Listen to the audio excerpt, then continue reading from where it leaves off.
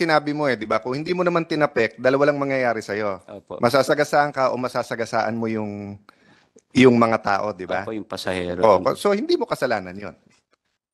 Kumbaga self-defense, self-preservation 'yon na pag hindi mo tinapik, 'di ba? Iba yung nang inis ka lang na tinapik mo siya kasi nga nagagalit ka sa kanya, yung how do I put it, taking the law into your own hands. Galit ka sa kanya because he violated the law, therefore tinapik mo siya. Iba 'yon dun sa survival mo kasi. Of course, he didn't know that during that time, but just for the record, Mr. Chair, kasi nga I don't want it to appear na survival mo na nga 'di ba? Kasi maraming siklista nanonood ngayon na kailangan matuto din ang mga drivers at ang publiko. Actually po, Your Honor, first time ko pong ginawa yun sa buong buhay ko ang magtapik ng kotse. Hindi, napasok lang po talaga siya doon sa bike lane, nagawa ko lang po talaga yun. Dahil wala na po akong choice that time. Kahit sino po sa atin, pag nalagay sa ganung sitwasyon, gagawin po yung gagawin ko. Tsaka, alam mo, Mr. Alan Banjula, yung presensya mo ngayon dito sa hearing na ito, you are not only representing yourself, you are representing the whole biking community na nakatikim ng pambubuli ng mga four wheels na sasakyan. Yan ang isipin mo, ha? You are not fighting for yourself. Okay na kayo nagkaregluhan na kayo Okay na yun, wala na problema.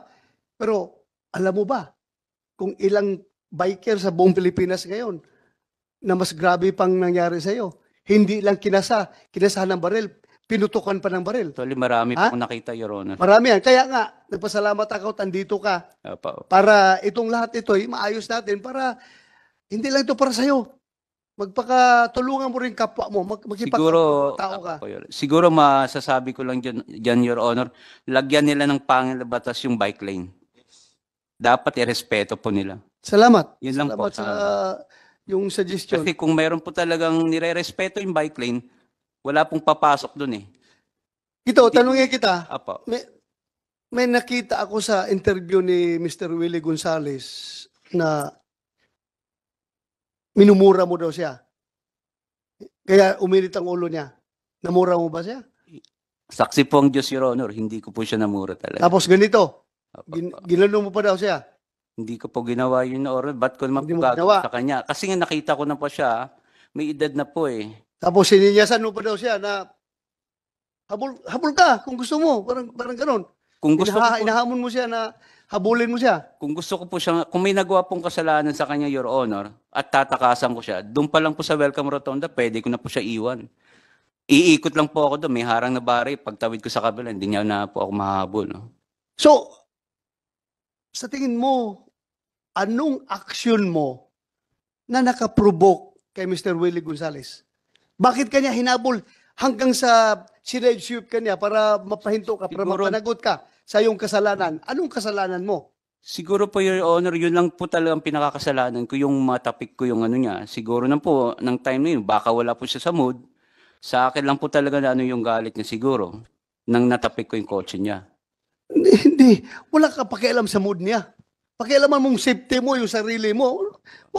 You do not huwag mong i-justify yung action niya. Opo, You opo. justify your own action. Yun lang po siguro nagawa ko, Your Honor, yung pagpasok niya sa bike lane na natapik ko yung kotse niya. O yun lang, ang tingin mong Yun po kasalanan siguro mo. nag-provoke sa kanya. So walang murahan, walang finggiran, Wala po. walang hamunan, basta humantong na lang sa batukan at kasahan ng baril. Yun lang, Yun na po, Your Honor, siguro ang nakikita kong dahilan. yung pagtapik. Opo. Kaya kahinabol niya. Opo. Other than that, hindi ka niya ipupurso, sigurado. Wala po, yun na po nakikita kong dahilan, Your Honor. At you think, kasalanan mo yon yung pagtapik ng kotse niya? Siguro, Hindi, siguro.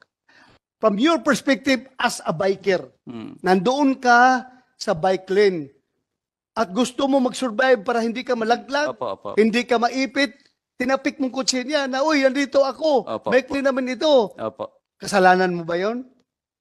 Kasalanan niya po. Ha? Kasalanan niya po. Kasalanan niya. Kasi pumasok siya sa bike lane po. So, ganon. Opo. So, ang tingin mo, sa tingin niya, kasalanan mo yung pagtapik ng kotse niya. Opo. Okay.